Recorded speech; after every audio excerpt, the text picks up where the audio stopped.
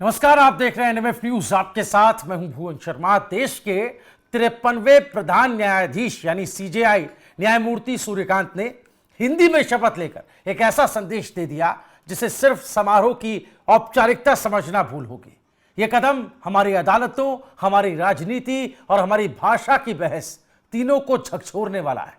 सोचिए, आजादी के बाद से हिंदी को लेकर कितने आंदोलन हुए, कितनी बार कहा गया कि हिंदी सिर्फ हिंदी पट्टी की भाषा है, लेकिन समय ने साबित किया, सिनेमा, संगीत, साहित्य और करोड़ों लोगों के इस्तेमाल ने हिंदी को देश के कोने कोने में पहुंचा दिया।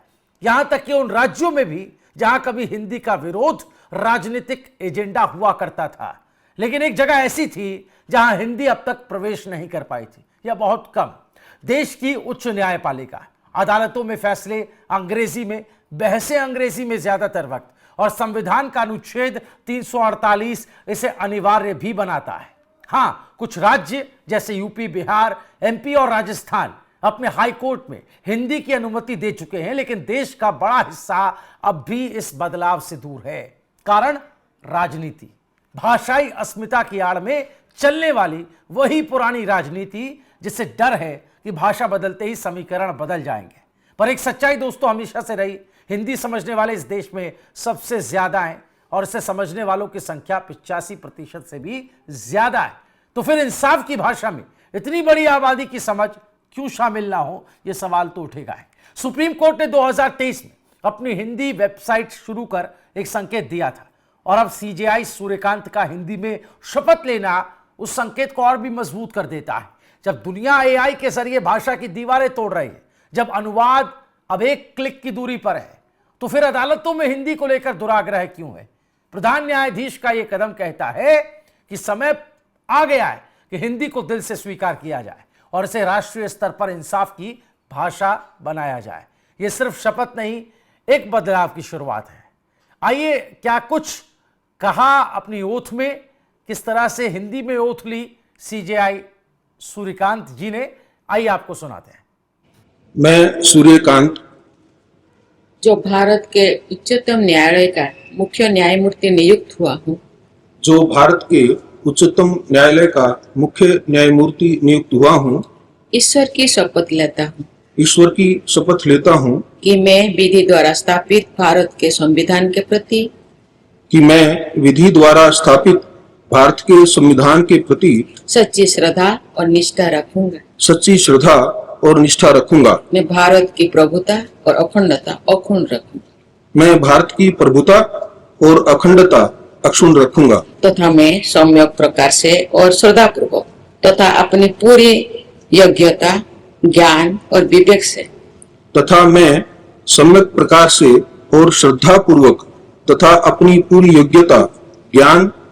से अपने पद के कर्तव्यों का भय या पक्षपात, अनुराग या द्वेष के बिना पालन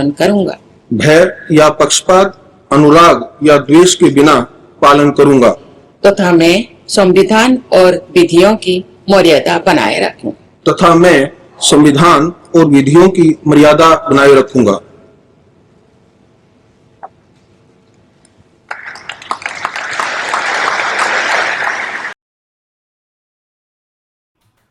और इस खबर पर बातचीत करने के लिए हमारे साथ वरिष्ठ पत्रकार पंकज प्रसून जी जुड़ गए हैं। उनका रुख करते हैं। बहुत स्वागत है पंकज जी आपका एनएमएफ न्यूज पर।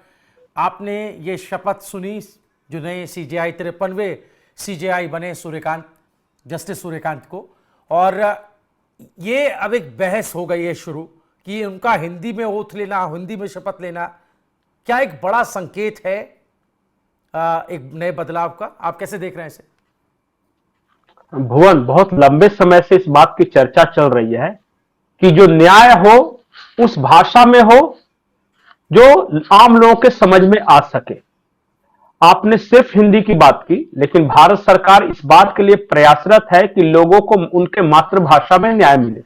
जैसे अगर कोई तमिल है तो एक जो जजमेंट की कॉपी है तमिल में मिल जाए जिस भाषा को वो समझता है, या तेलुगु में मिल जाए या कन्नड़ में मिल जाए।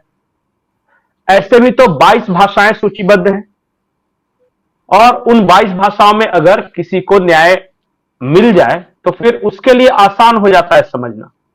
उदाहरण के लिए सपोज कि मैं किसी केस में गया और मुझे अंग्रेजी नहीं आती और मेरे पक्ष का भी जो वकील है और सामने वाला भी अंग्रेजी में घिटर पिटर कर रहा है और जज साहब उसी भाषा में जवाब दे रहे हैं, मुझे पता ही नहीं चल रहा है कि मुझे किस बात के लिए सजा मिल रही है या किस बात के लिए मुझे इंसाफ मिल रहा है। मुझे जब पता ही नहीं है तो इसमें क्या दिक्कत है अगर व्यक्ति को आसान भाषा में, आसान या यूं कहे कि उसके मूल भाषा में अगर न्याय मिले तो। और बहुत लंबे समय से इसके लिए प्रयास किया जा रहा है। आपको शायद पता नहीं होगा, जब यूपीए सरकार थी तो जंतर मंतर पे एक नौजवान थे जो इस बात के लिए धरने पर बैठे थे, भूख हड़ताल पर। और भूख हड़ताल पे सिर्फ उनका कोई डिमांड नहीं था, सिर्फ यही था कि माय लॉर्ड हमको ये तो पता चले कि हमने किया क्या है। अब भाई आप जिस भाषा में लिख के दे रहे हैं मुझे समझ में नहीं आ रहा है। भुवन, आपको फ्रेंच नहीं आता, मैं 20 पन्नों की एक कॉपी आपको फ्रेंच भाषा में लिख के दे दूं कि अब इसके बिना पे आपको अब 3 साल जेल में रहना पड़ेगा, आप करोगे क्या? आपको यही नहीं पता कि उसमें क्या है। यही बात इस देश के बहुत सारे लोगों के लिए अंग्रेजी में है। मैं देख रहा था आंकड़े, इस देश की सिर्फ 3.5% जनसंख्या अंग्रेजी बोलती है, 3.5%। और सिर्फ 13.5% जनसंख्या ऐसी है जो अंग्रेजी समझ लेती है। तो क्या सिर्फ 3 और 13%, मान लिया कि समझ लेती है सुन के सिर्फ, तो बाकी लोगों का क्या उनके लिए न्याय नहीं होना चाहिए? आप बताइए ना। और अगर हमारे पास ये सुविधा है, अरे आजकल तो ऐसे ऐसे सॉफ्टवेयर आ गए हैं कि हूबहू उसका ट्रांसलेट करके उनकी मूल भाषा में दे सकते हैं, तो ये देने में क्या समस्या है मुझे समझ में आज तक नहीं आया। जस्टिस अगर आप दे रहे हैं और मैं कह रहा हूं कि माई बाप ऑर्डर कॉपी कम से कम, मैं हिंदी समझता हूं, मुझे हिंदी में देता कि मैं भी तो पढ़ के समझूं कि मेरे पे क्या इल्जाम लगाए गए हैं, मैंने क्या गलती किया। मुझे जब समझ ही में नहीं आ रहा है तो मैं क्या करूंगा? इसे कॉलोनियल हैंगओवर बोलते हैं। ये जो कह रहे हैं ना कि चूंकि देखिए ब्रिटेन का शासन था, अब ब्रिटिशर्स को अंग्रेजी समझ में आती थी, तो उनके साथ तो समस्या थी कि बेचारा वो जो जज आता था वो वहां से पढ़ के आता था ब्रिटेन से, उसको अंग्रेजी भाषा ही आती थी। लेकिन हमारे यहां तो जो जज साहब आ रहे हैं वो तो भारत में पढ़े लिखे हैं, उनको अपनी कम से कम मातृभाषा तो जरूर आती होगी, उनके माँ बाप जो बोलते होंगे वो भाषा तो आती होगी। फिर ये धौंस क्यों, अंग्रेजियत का इतना धौंस क्यों? बिल्कुल। और जब पहली बार आज जब मैं देख रहा था, आज सीजीआई सूर्यकांत को जब मैं हिंदी में शपथ लेते हुए देख रहा था तो अच्छा लगा, क्योंकि एक उड़िया राष्ट्रपति वो अपने स्लैंग में या उनका जो उच्चारण था वो शपथ दिलवा रही है, और एक हरियाणा के हिसार में जन्मा एक चीफ जस्टिस ऑफ इंडिया अपनी हिंदी में वो शपथ ले रहा है, तो ये हर किसी की समझ में आया। मुझे एक बात, और संविधान क्या कहता है, देखिए हमारा देश संविधान पर चलने वाला देश है, सब कुछ पहले से ही तय और लिखा जा चुका है और उसी के मुताबिक, रूल के मुताबिक ही हम लोग चलते हैं। लेकिन यहां पर एक अवधारणा बदलने की बात हो रही है। जो सीजेआई ने जिसकी शुरुआत की, एक नई परिपाटी की शुरुआत की, वो हिंदी बेल्ट से ही आते हैं, हरियाणा से ताल्लुक रखते हैं। उनके बारे में हम कुछ, उन्होंने अपनी मातृभाषा में शपथ ली। बिल्कुल, जानकारी अभी हम उनके बारे में अपने दर्शकों को देंगे कि उनका बैकग्राउंड क्या है और उनका ये न्यायिक सफर कैसा रहा है सीजीआई बनने तक का। एक बार देख लेते हैं। 10 फरवरी 1962 को हरियाणा के एक मिडिल क्लास परिवार में जन्मे जस्टिस सूर्यकांत का सीजीआई बनने तक का सफर हम आपको बता रहे हैं। 1984 में हिसार से अपनी लॉ की यात्रा उन्होंने शुरू की। इसके अलावा पंजाब और हरियाणा हाईकोर्ट में, जो कि चंडीगढ़ में है, यहां उन्होंने प्रैक्टिस शुरू की। कई तरह के संवैधानिक, सर्विस और सिविल मामलों को उन्होंने यहां पर संभाला। और इसके अलावा यूनिवर्सिटी, बोर्ड, कॉरपोरेशन, बैंक और यहां तक कि खुद हाईकोर्ट को भी रिप्रेजेंट कर चुके हैं जस्टिस सूर्यकांत, जो कि सीजीआई बन गए हैं। जुलाई 2000 में हरियाणा का सबसे कम उम्र का एडवोकेट जनरल इन्हें बनाया गया था। यह भी इनके नाम एक रिकॉर्ड है। 2001 में सीनियर एडवोकेट बनाया गया। 9 जनवरी 2004 को पंजाब और हरियाणा हाईकोर्ट का परमानेंट जज अपॉइंट किया गया जस्टिस सूर्यकांत, जो कि अब सीजेआई बन गए हैं। अक्टूबर 2018 से 24 मई 2019 सुप्रीम कोर्ट में अपनी पदोन्नति तक हिमाचल प्रदेश हाईकोर्ट के चीफ जस्टिस के तौर पर भी काम कर चुके हैं। नवंबर 2024 से supreme court legal services committee के चेयरमैन के तौर पर भी काम किया है जस्टिस सूर्यकांत ने, जो कि अब सीजेआई बन गए। ये जानकारी मोटा मोटी पंकज जी हमने अपने दर्शकों को थोड़ा समझाने के लिए, बैकग्राउंडर बहुत जरूरी होता है, लेकिन यहां पर एक रूल और संविधान क्या कहता है इसको भी समझना जरूरी है। मैं इसके बारे में भी आंकड़े निकाल रहा था, तो मुझे कहीं स्पष्ट कुछ नजर नहीं आया या औपचारिक रूप से इस बारे में कोई जानकारी या सार्वजनिक रिकॉर्ड नहीं मिलता है। कोई बड़ा या चर्चित कोई सार्वजनिक रिकॉर्ड नहीं है कि इससे पहले किसी सीजेआई ने हिंदी में शपथ ली हो। इसीलिए सीजेआई का हिंदी में शपथ लेना चर्चा का विषय बन जाता है, इस पर चर्चाएं होने लगती हैं। लेकिन संविधान ये कहता है, भारतीय संविधान के अनुच्छेद 3 की मैं बात करूं तो उसमें शपथ का प्रारूप दिया गया है। ये तय नहीं किया गया संविधान में कि आप किस भाषा में शपथ ले सकते हैं। हाँ, ये जरूर है कि सुप्रीम कोर्ट की कार्यवाही की संवैधानिक भाषा अंग्रेजी है, तो जिस पर हम बात कर रहे थे कि सुनवाई और प्रोसीडिंग्स वगैरह उस पर बात हो, तो मैं देखता हूं जैसा भी हमने बात की कि यूपी में, बिहार में जहां हाई कोर्ट है वहां पर हिंदी को इनकॉर्पोरेट कर लिया गया है, इन्वॉल्व कर लिया गया है। वहां पर कई मामलों में हिंदी में सुनवाई होती है, लेकिन जो एपेक्स है, जो सुप्रीम कोर्ट है, जो सर्वोच्च अदालत है, उसमें ये आना आपको लगता है यहां से एक शुरुआत होगी? सबसे बड़ी बात कि ये जस्टिस सूर्यकांत के बारे में बता दूं जी, ये शायद पहले ऐसे चीफ जस्टिस ऑफ इंडिया होंगे जिनका फैमिली बैगेज नहीं है। हम बार बार ये चर्चा करते हैं ना कि जज का बेटा ही जज क्यों बनेगा, तो इनका इस तरह का कोई सिस्टम नहीं है, इनके परिवार में कोई इस तरह का पद पे रहा नहीं है, तो ये शुद्ध रूप से मेरिट की बात कह सकते हैं कि मेरिट से आए हैं और इनके फैसलों पर उसकी झलक दिखती है। भुवन जी, मैं देख रहा था कि इनके उल्लेखनीय फैसले कौन कौन से रहे। हाँ, क्योंकि किसी भी जस्टिस के बारे में कि कैसा है उनके फैसलों से ही हम जान सकेंगे ना। धारा 370 जब कश्मीर से हटाया गया तो चैलेंज किया गया था सुप्रीम कोर्ट में, और फिर धारा 370 निरस्त करने वाला फैसला जस्टिस सूर्यकांत ने दिया था। इनका फैसला था जी जी, एक और फैसला था जो चर्चित हुआ था कि राजद्रोह क्या है, सरकार का की आलोचना राजद्रोह है या फिर सिस्टम की आलोचना राजद्रोह है या देश की आलोचना राजद्रोह है।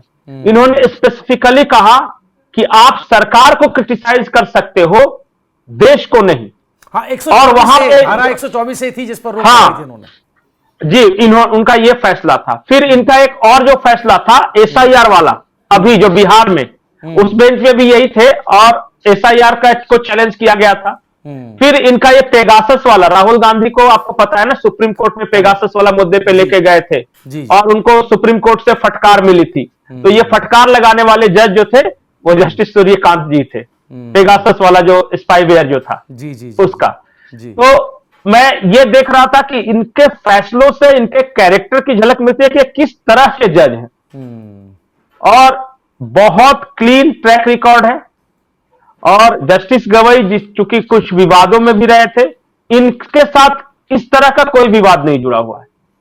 हाँ, और एक बड़ी, और शुद्ध रूप से इसलिए मैंने कहा कि मेरी एक बड़ा मौका इस देश में तब बना था जब साल 2022 में पीएम मोदी पंजाब के दौरे पर गए थे और उनकी सिक्योरिटी में हमने बड़ी चूक देखी थी, और वहां पर जस्टिस सूर्यकांत ने ही जस्टिस इंदु मल्होत्रा की अध्यक्षता में जांच कमेटी बनाने के निर्देश दिए थे, आदेश दिए थे। ये भी एक बड़ा उनके उसमें रहा है कार्यकाल में। इसके अलावा एक और बड़ा इंसिडेंट है पंकज जी जिसको हम इग्नोर नहीं कर सकते, रणवीर इलाहाबादिया कंट्रोवर्सी पर भी जस्टिस सूर्यकांत ही थे जिन्होंने सुनवाई की, और सुनवाई के दौरान उन्होंने कहा था कि अभिव्यक्ति की स्वतंत्रता का मतलब सामाजिक मर्यादाएं तोड़ने का अधिकार नहीं है। तो लैंडमार्क जजमेंट कई मौकों पर उन्होंने दिए हैं, इसमें कोई दो राय नहीं है। ये तो हम और जी जी जी, एक और बात बताओ, चीफ जस्टिस बनने के बाद पहला ही दिन ये 17 केसों की इन्होंने सुनवाई की करी है जी, डे 1 में जी। और उसमें सबसे महत्वपूर्ण ये था कि अब केस की ओरल मेंशनिंग बंद कर दी इन्होंने। हाँ, करेक्ट। हाँ, अभी जज क्या था, बोले कि नहीं भाई आपको स्लिप में रिटर्न रूप से देना होगा अगर आपको मेंशन करना है तो। और ये पहले भी, इससे पहले जो जस्टिस सीजेआई जो संजीव खन्ना थे उन्होंने बंद कराया था ओरल मेंशनिंग, लेकिन फिर बी आर गवई आया, फिर उन्होंने दोबारा शुरू कर दी। अब जस्टिस सूर्यकांत ने कहा है कि अब केवल लिखित मेंशनिंग स्लिप ही मान्य होगी, असाधारण परिस्थितियों जैसे कि डेथ पेनाल्टी हो गया या व्यक्तिगत स्वतंत्रता के मामले उस तरह होगा, तब सिर्फ ओरल मेंशनिंग हो सकती है जी। अब जो लोग आसान भाषा में नहीं समझ रहे हैं तो मैं उनके लिए और आसान कर देता हूं। सपोज कि कोई बड़ा वकील हो, कपिल सिब्बल या फिर सिंघवी टाइप के वकील, और वो मुंह से ही बोल दे, मेंशन कर दे और उस पर अदालत बैठ जाए, ये अब नहीं होगा। नहीं, ऐसा आपको रिटर्न देना क्यों पड़ेगा। पंकज जी, इसके थोड़े से कुछ एग्जांपल देकर के चीजें आप बताएं कि ऐसा क्यों नहीं, मैं जैसे कल्चर की कुछ शुरुआत कर रहे हैं। मैं उदाहरण के तौर पे बता रहा हूं, मान लिया कि किसी केस की बहस हो रही है या फिर कोई केस गया, चलिए मैं याकूब मेनन के बारे में बता रहा हूं। ठीक। याकूब मेनन अब जाके बेंच के सामने किसी ने ओरली मुंह से ऐसा बोल दिया वकील ने उनके बचाव में कि वो आदमी जो है निर्दोष है, उसे परिस्थितियों द्वारा फंसाया गया, इसे के लिए एक अलग से बेंच बैठनी चाहिए। अब कहेंगे अगर बैठनी चाहिए तो क्यों, ये लिख के दो, आपके सिर्फ कह देने से नहीं होता है। ओरल मेंशनिंग में कई तरह के करप्शन और इल्जाम लगते थे। जैसे कोई जज जो है फेवर में अगर किसी वकील के है और जो लॉबी वाला है तो फिर उसकी जल्दी सुनवाई हो जाती थी। अब रिटर्न कम से कम डॉक्यूमेंट होगा कि किस आधार पे हमने किया है, करेक्ट, इसीलिए इन्होंने बंद करा है। और बहुत तरह के विवाद हैं ओरल मेंशनिंग को लेके, क्योंकि ये जुडिशरी का मामला है तो हम एक वीडियो में पूरी बात नहीं बता सकते। बिल्कुल, बिल्कुल। लेकिन इतना जान जाए कि ये पारदर्शिता के लिए बहुत जरूरी था कि रिटर्न में दे जी, नहीं तो फिर ये फेवरेटिज्म का फिर आरोप लगता था। बिल्कुल। इस वजह से ये बंद कराई। और बताइए कि पहले चीफ जस्टिस संजीव खन्ना ने बंद कराई थी तो फिर क्यों गवई साहब ने शुरू करवाई? और इसीलिए गवई साहब पे यह आरोप लगता था कि वो अपने जो व्यक्तिगत सोच के आधार पे या उनकी जो व्यक्तिगत विचारधारा के आधार पे उनके फैसले प्रभावित होते थे, यह आरोप लगता था। बिल्कुल। और कई बार उपराष्ट्रपति जी और राष्ट्रपति जो उस तत्कालीन उपराष्ट्रपति थे और द्रौपदी मुर्मू ने भी, और इन सब ने इशारों में बात की थी इस बारे में। अच्छा, अब इसलिए मैं कह रहा हूं कि पहली बार, मतलब कि बहुत दिनों बाद, पहली बार नहीं बहुत दिनों बाद एक ऐसा चीफ जस्टिस ऑफ इंडिया मिला है जो रस्टिक गांव का है और वो नीचे से ऊपर तक पहुंचा है बिना किसी गॉडफादर के। जी जी।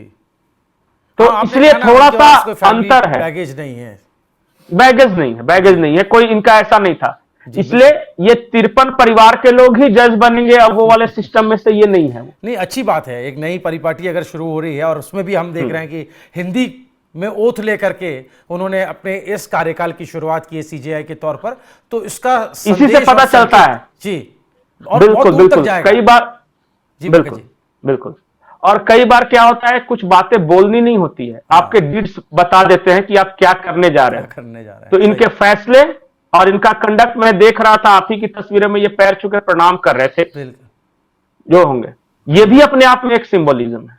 हाँ, ये भी बहुत सारी चीजें ऐसी है ना जी, जो हमने जो अंग्रेजियत की बात की ना, अंग्रेजी दां जज, ये देश अंग्रेजों से परेशान है। मतलब वो जो गोरे चले गए लेकिन आज भी इस देश में अंग्रेज है और खास करके न्यायपालिका में अंग्रेजों से परेशान है। हमें भारतीय चाहिए जज जो भारत की आकांक्षाओं, उनकी भावनाओं के अनुसार न्याय दे सके। ये देखिए पैर छू के प्रणाम करे, इसी तस्वीर के बारे में बोल रहा हूं। बिल्कुल। ये संस्कार बताता है। नहीं, बिल्कुल, ये संस्कार बताता है।